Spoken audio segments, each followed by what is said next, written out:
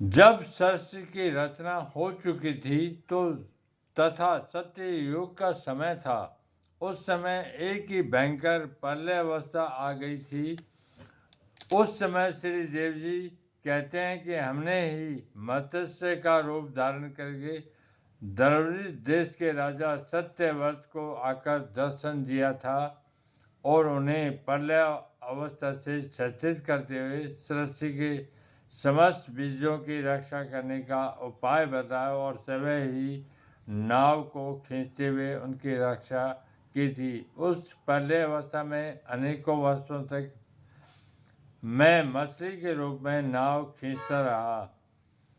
उस समय मैंने सत्यव्रत राजा को ज्ञान दिया था जो मत्स्य प्राण से प्रसिद्ध हुआ तथा प्रलय समाप्ति पर पुनः सृष्टि के सृजन कार्य को सत्यव्रत के ऊपर छोड़कर मैं अंतर्धान हो गया।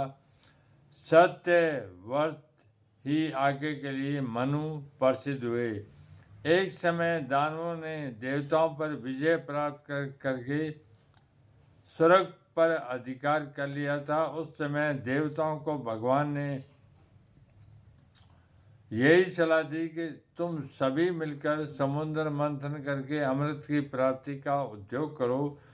देव दानवों ने मिलकर वैसा ही किया। सुमेरु पर्वत की मथानी जब अपने भार से जमीन में धंसने लगी तब देव दानवों ने मिलकर हरि विष्णु से पुकार की थी, तो उनके कार्य की सिद्धि के लिए भगवान ने स्वयं कछुए का रूप धारण कर उस पर्वत की मथानी के नीचे पीठ लगा दी थी, उन्हें अमृत पान करवाया था तथा उस समय उनके गर्भ को चूर चूर कर दिया था।